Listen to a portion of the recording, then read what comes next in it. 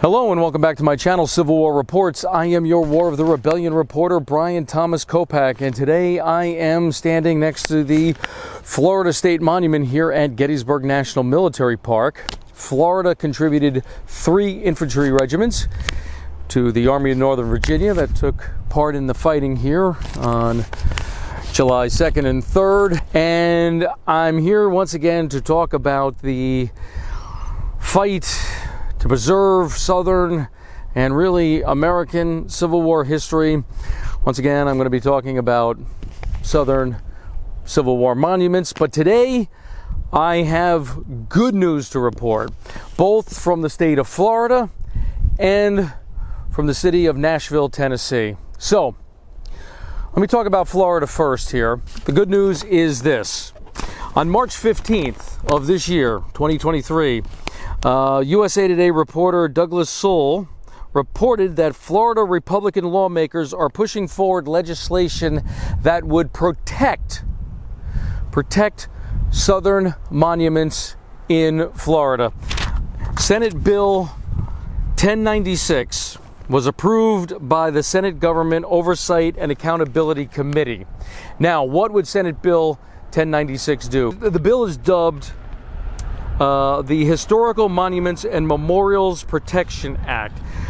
Simply says that anyone who damages, defaces, destroys, or removes a monument or memorial can be sued if someone believes they have lost history because of it.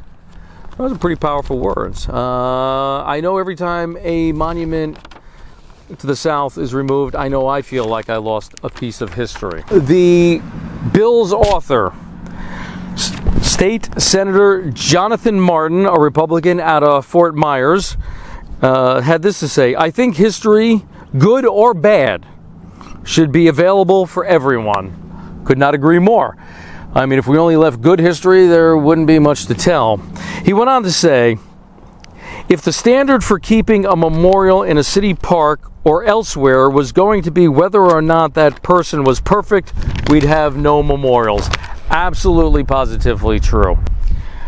I'm now standing in front of the Tennessee State Monument here at Gettysburg National Military Park, and like Florida, Tennessee had 3 infantry regiments present here at Gettysburg, and that's why there's 3 stars up on top, 1 for each regiment that was here. And unlike Florida, where the Monument Preservation Bill is still up in the air, and I hope if that legislation makes it to Governor Ron DeSantis' desk that he will sign it, I do have really good news to report about Nashville, Tennessee. Back on February 14th of this year, 2023, the 24-member Tennessee Historical Commission, all appointed by Governor Bill Lee, agreed that a Confederate monument in Centennial Park in Nashville can remain. Now, you may recall back in 2019, this monument was subject to vandalism when a person smeared red blood paint on it and wrote in the same red blood color, "They are racist." I'm not going to post a picture of that. I'm not going to give these cowards who damaged that monument any credence on this channel. If you want, you can look it up. Just go to Google and type in Centennial Park Confederate Monument, "They are racist," and you will quickly see the photographs. But again, I'm not going to give them any audience here. So, what does this mean? Well, it's a small victory, but in many ways it's a big victory right now with the way things are going. And, you know, here's the problem as I see it. The woke community will say statues of Lee have to come down and Beauregard have to come down, and we got to rename military bases. And in one case, they're pointing out individuals. Robert E. Lee, Stonewall Jackson, etc., etc. But this monument in Centennial Park is just a generic private Confederate soldier. It is not depicting any particular person. So for them to say we have to take down Robert E. Lee because he owned slaves, well, this is just private soldier with a generic face. They could have used mine. I'm sure they used somebody better looking. And so it is not depicting any one particular Confederate. And to write "they are racist" on it really shows how little people really know about the American Civil War. Tennessee, valor and courage were virtues of the 3 Tennessee regiments. Valor and courage. Again, I'm not going to give any more of an audience to the cowards that damaged that monument in Nashville, and I really want to say thank you to that commission that preserved that monument. They stated that historical preservation was paramount. Now, every time I do an episode like this, I get a lot of comments. In fact, most of the comments I get from any one episode is on the Southern Monument cause. And I want to state now that those who respond, who are like-minded like myself, that these monuments represent a piece of history and need to stay, leave very nice, family-friendly comments. It's always those that are on the other side, unfortunately, that hurl the insults and the non-family friendly comments, and those get taken down because this channel is not going to support language that is abusive. I also want to point out that every time I do one of these episodes, I also state that this channel supports monuments, markers, and plaques for what I call the third side, Black Americans, who fought during the Civil War, whether they had fought on the battlefield or fought on the home front to try to bring about the end to slavery. And I want to point out 2 things here. One, the war was not about slavery, at least not in the beginning. If it was, as soon as Fort Sumter was fired on, Abraham Lincoln would have used whatever power he had to free the slaves right then.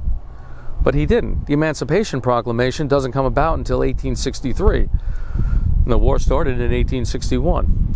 The other thing I want to point out is I am serious when I say I want more monuments, markers, and plaques for that third side, because it is an understated, under-researched, underwritten aspect of the American Civil War, and sadly not one person yet has commented that they are going to take up that challenge and do what they can to bring about more telling of that third side. I've yet to have somebody comment that they want to do what they can to put a monument or a plaque or some sort of marker identifying the Underground Railroad, or maybe where some colored troops, and that was the term used by the federal government in the 1860s, colored troops. Those are not my words, those are the government's words from the 1860s, to tell that third side of the story. And again, if all of the Southerners were racist because they owned slaves, well, what about the Union? What about the Union that had slavery? Yes, Maryland, Kentucky, Missouri, 3 border states that sided with the Union but allowed slavery. President Joe Biden's home state of Delaware did not abolish slavery until the passage of the 13th Amendment in 1865, months after the Civil War ended. And let's not forget the state of New Jersey. They did not abolish slavery until several weeks after the ratification of the 13th Amendment. These are all things to think about.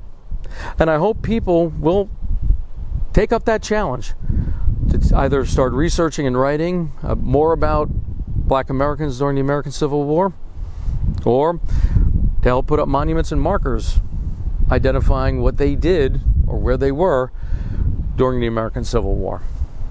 I'm now standing in front of the Brigade marker for Perry's Brigade here at Gettysburg. This is the brigade that consisted of the 2nd, 5th, 8th Florida regiments, and they fought at Gettysburg on July 2nd and July 3rd. Getting back to the modern time period here, I just want to cite here a news article I found online dated February 1st of the year 2022 from News 4JAX. I'm assuming this is out of Jacksonville, Florida. At that time, it was reported that 30 Confederate monuments were removed while 75 still remained. Okay, I hope no more have been removed. I hope that some of those 30 have been put back in place. However, no report was made of any northern or black monuments added, and this is crucial. As I mentioned, a lot of the comments I get about these episodes are negative towards Confederate monuments, but nobody's taken me up on the challenge to erect monuments, markers, or plaques for the other side.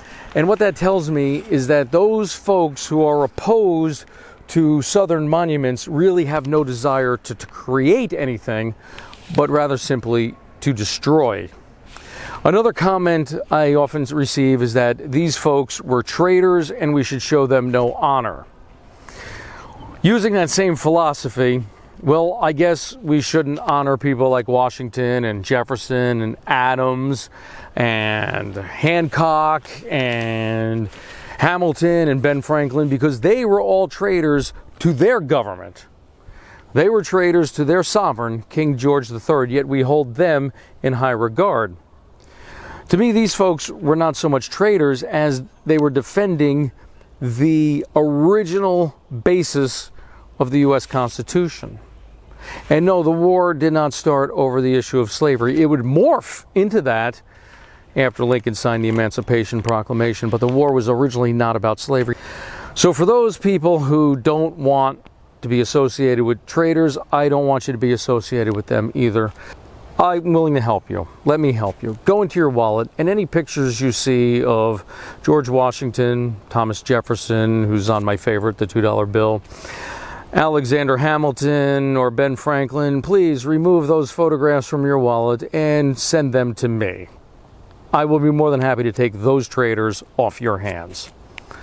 Do you see how ridiculous this can get? For Civil War Reports, I am your War of the Rebellion reporter, Brian Thomas Kopak. Until next time, thank you for watching.